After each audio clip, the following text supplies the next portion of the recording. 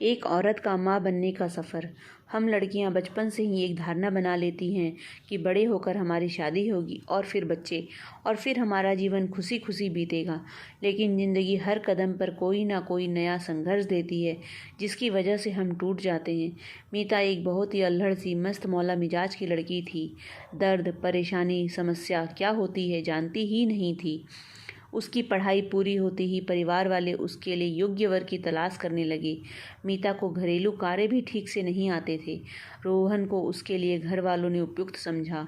मीता से 8 साल बड़ा था रोहन। बिजली विभाग में उच्च पद पर आसीन था और रोहन के घर वालों की भी कोई मांग नहीं थी। उन्हें मीता की मासूमियत और सुंदरता ने मोह लिया था। विवाह अच्छी तरह संपन्न हो गया और बिटिया रानी विदा हो गई। खुशकिस्मती से रोहन बहुत ही समझदार और प्यार करने वाला पति था। मीता की सास मीता से हर माह ही खुशखबरी की उम्मीद लगाए रहती। उन्हें चिंता थी कि रोहन मीता से उम्र में बड़ा है, आगे चल के दिक्कत ना आए। मीता विवाह के कुछ साल एंजॉय करना चाहती थी। रोहन भी कुछ नहीं कहता। माँ पूछती थी, कहता उसका फैसला है, जन्म उसे देना है बच्चे को, वो जब चाहेगी जब वो हो जाएगी उसकी ख्वाहिश आपकी ख्वाहिश पूरी। उस विवाह के अब 3 साल व्यतीत हो चुके थे। मीता अपनी सहेलियों को देखती तो दुखी होती। उन सब के घर किलकारियाँ गूंज उठी थी, पर उसका घर सूना था। मीता से ने रोहन से कहा, मुझे भी अब छोटे से बच्चे की चाह होती है। रोहन की खुशी का ठिकाना नहीं रहा। 1 साल और बीत गया पर मीता मां न बन सकी। उसने डॉक्टर से सलाह ली, सारे टेस्ट नॉर्मल आए।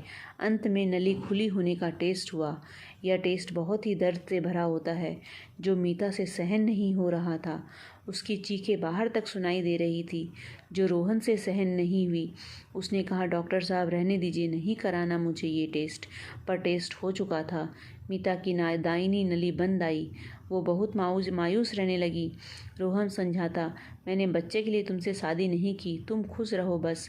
नहीं हुआ तो एक प्यारा सा बच्चा अनाथालय से ले आएंगे। पर मीता को मंजूर नहीं था। उसका मन किसी काम में नहीं लगता। सपने में भी वो बच्चों की आवाज़ सुनती। वो सारी दवाई समय से खाती। एक दिन उसे पता चला कि वो माँ बनने वाली है। उसकी खुशी का ठिकाना नहीं रहा।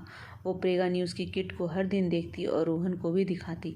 ऐसे लगता मानो उसमें उसे अपने बच्चे का अक्स दिखता हो। रोहन कहता, मीतू तुम पागल हो गई हो, थोड़ा आराम से रहो और अपना ख्याल रखो। पर एक दिन मीता को रक्तस्राव शुरू हो गया। रोहन उसे फ़ौरन डॉक्टर के पास ले गया। पता चला उसकी दाई नली में बच्चा आया है और जो बंद है। डॉक्टर ने कहा, मीता की जान को खतरा है, इसे एक्टोपिक प्रेगनेंसी हुई है। तुरंत मीता का ऑपरेशन कराया गया और उसकी नन्ही सी जान को उससे अलग कर दिया गया।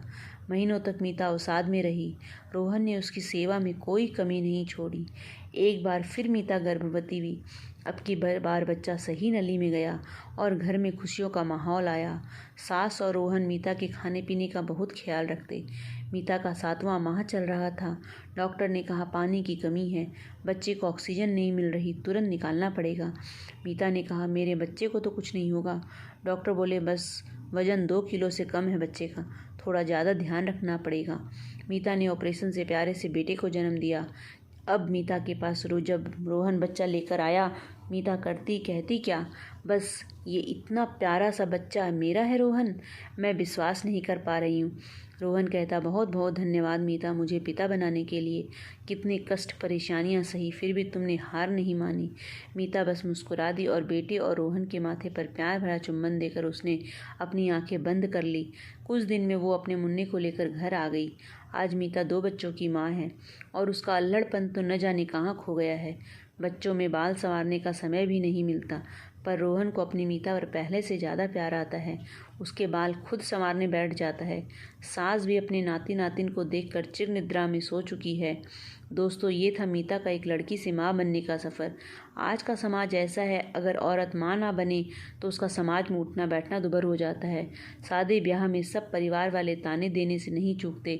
अरे अभी तक बच्चा नहीं हुआ, कितने साल हो गए शादी के, और इनमें से कितने बच्चे अपने माता पिता के साथ रह रहे हैं और अंत में माता पिता अकेले रह जाते हैं।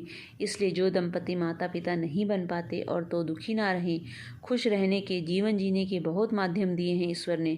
किसी अनाथ बच्चे को लाकर उसे पढ़ा लिखा कर बड़ा करके तो देखो, वो आपसे हिस्सा भी नहीं मांगने आएगा और जीवन भर आपका कर्ज चुकाएगा।